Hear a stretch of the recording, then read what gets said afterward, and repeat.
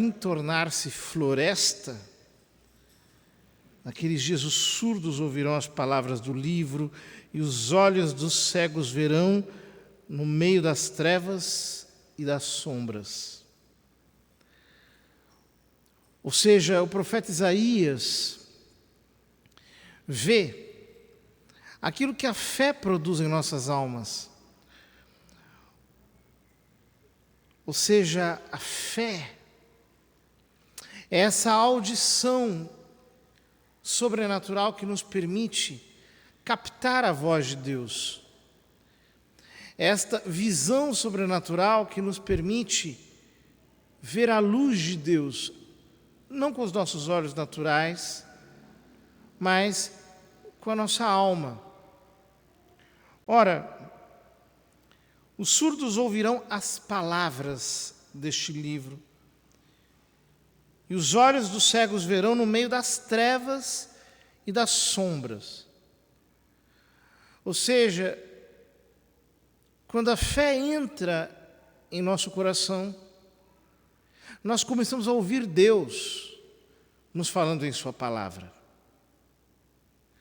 O que significa muito mais do que ouvir palavras ditas humanamente. Significa a capacidade de escutar alguém, de discernir alguém por detrás das palavras, de discernir a palavra por detrás das palavras.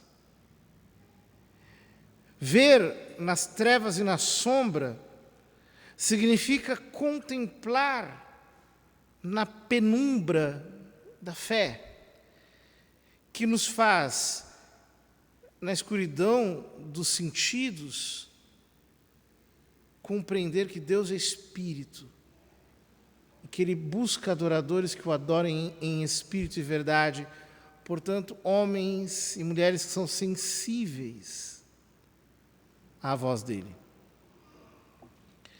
O Evangelho nos mostra dois cegos que enxergavam mais do que muita gente, porque olhavam para Jesus e discerniam nele o Cristo, viam nele o Messias, e por isso diziam: tem piedade de nós, filhos de Davi. Gritavam, e mesmo diante da sua aparente recusa, que lhes dava as costas, que fazia que não lhes ouvia, eles vão até a casa e gritam, e então nosso Senhor lhes diz: faça-se conforme a vossa fé, e os seus olhos se abrem, eles enxergam.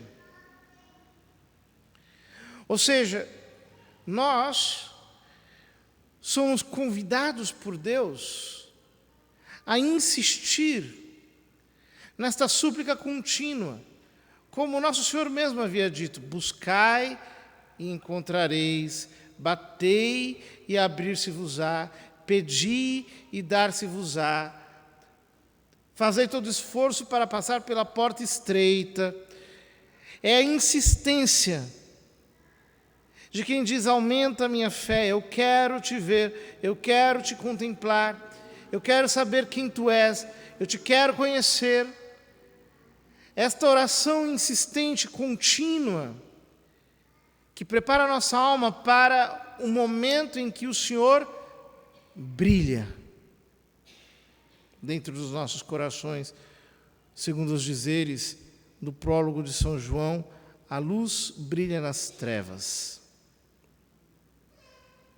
Ora, queridos irmãos, a luz da fé, porém, não pode ser contida, não pode ser retida, não pode ser conservada sob a pena de apagar-se. Nós precisamos difundi-la. Cristo, na sua primeira vinda, veio para acender a fé nos nossos corações. A igreja, ao longo destes milênios, não faz outra coisa senão pregar para que a fé seja acesa nos nossos corações. Um dia, quando ele vier na sua segunda vinda, todo olho o verá. E então, a verdade de quem ele é cairá sobre todos os corações. Mas enquanto isso não acontece, diz São Paulo, a fé vem pelo ouvir. Ouvir a palavra de Deus.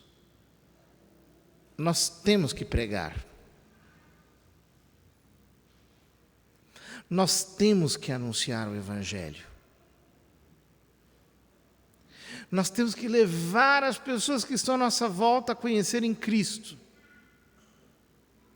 e o seu poder salvador. Qual é o problema? É que nos nossos dias nós vivemos os tempos de uma espécie de religião de mercado, em que se não prega mais, em que se quer entreter os clientes. Então, canta-se, dança-se, faz-se piadas. E as pessoas, cada vez mais encerradas em seu próprio egoísmo, querem transformar Deus em escravo das suas próprias vontades. Então, rezam para obterem isto, rezam para obterem aquilo. Mas todo o horizonte da sua espiritualidade se concentra sobre o seu próprio eu. Ora, este é o maior obstáculo para que nós alcancemos a santidade, porque a santidade não é dada a egoístas. Ela é o oposto do amor próprio, desordenado. Ela é unir-se de tal modo a Deus que nós passamos a desviver-nos, a nos ocuparmos em primeiro lugar de Deus e do próximo. Esta foi a experiência de São Francisco Xavier, cuja festa nós celebramos hoje. Há um tempo atrás, há um ano atrás mais ou menos, eu li a sua biografia escrita pela Dorignac. É uma coisa maravilhosa. Ver o impulso apostólico desse homem. Ele era uma espécie de burguês. Veja uma família nobre. Estava, digamos assim, ocupado apenas em ser alguém de prestígio. Foi estudar na Universidade de Paris, tinha uma inteligência excepcional, era um homem de grandes talentos, de muita presença, agradabilíssimo, de fino trato. Quando de repente cruzou-se no seu caminho Íñigo de Loyola, Santo Inácio. Santo Inácio tomou a resolução: eu vou converter este homem.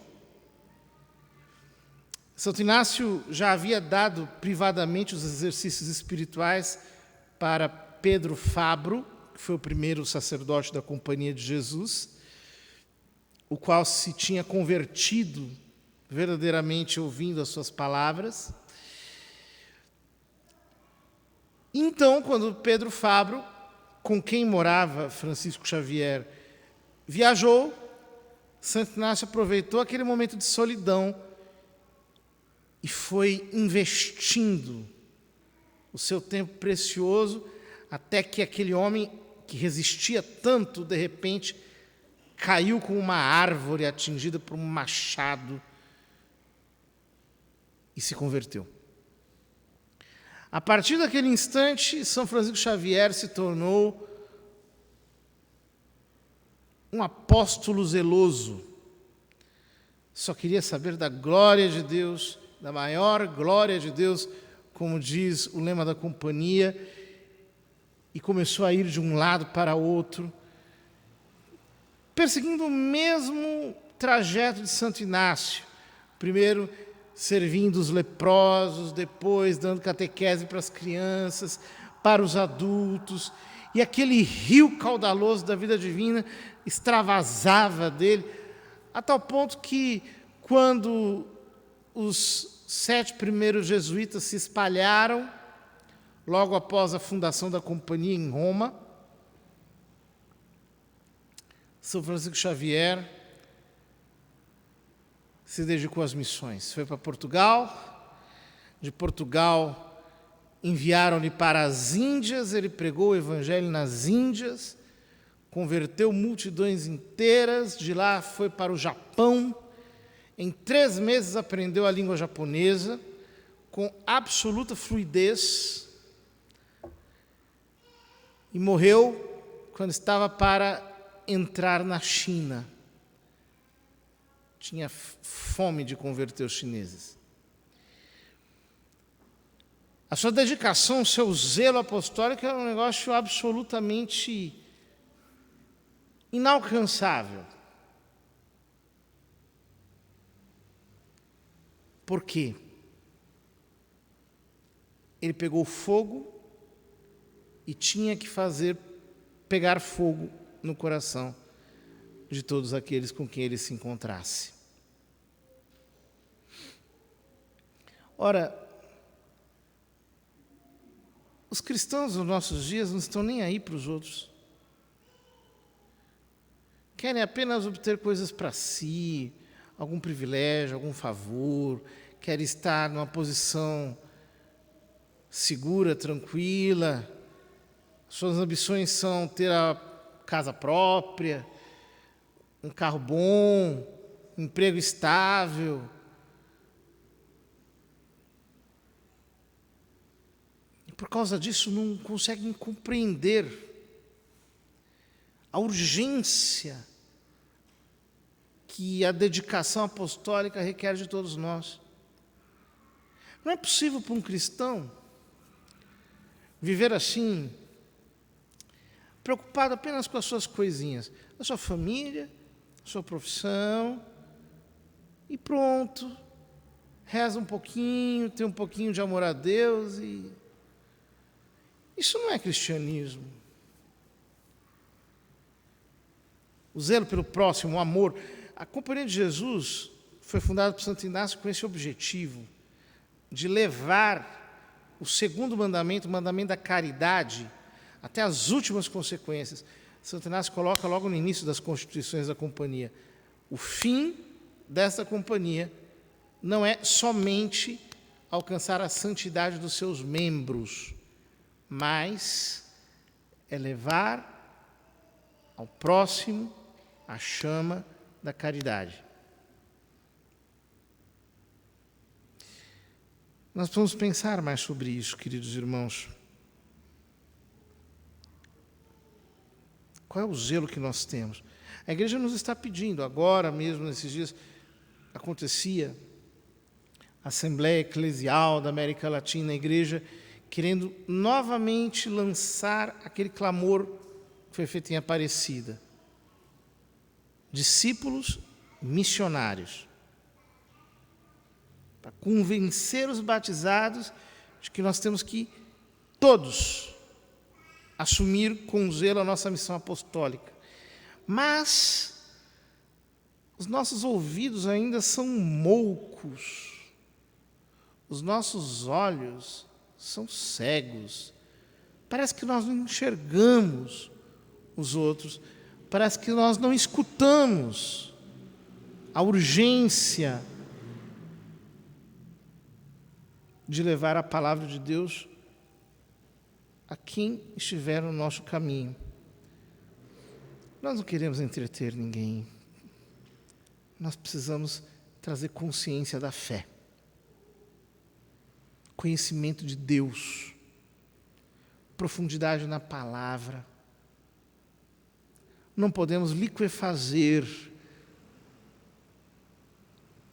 a natureza missionária da igreja numa mera forma de obter público, porque a verdade de Cristo precisa atingir o homem inteiro e todo homem. Que Deus, nosso Senhor, acenda em nossas almas o mesmo zelo que teve São Francisco Xavier, e que assim nós estejamos animados pelo ímpeto de sempre sairmos de nós mesmos para irmos ao encontro de todos os que estão à nossa volta, procurando a sua salvação com o mesmo zelo com o qual procuramos a nossa.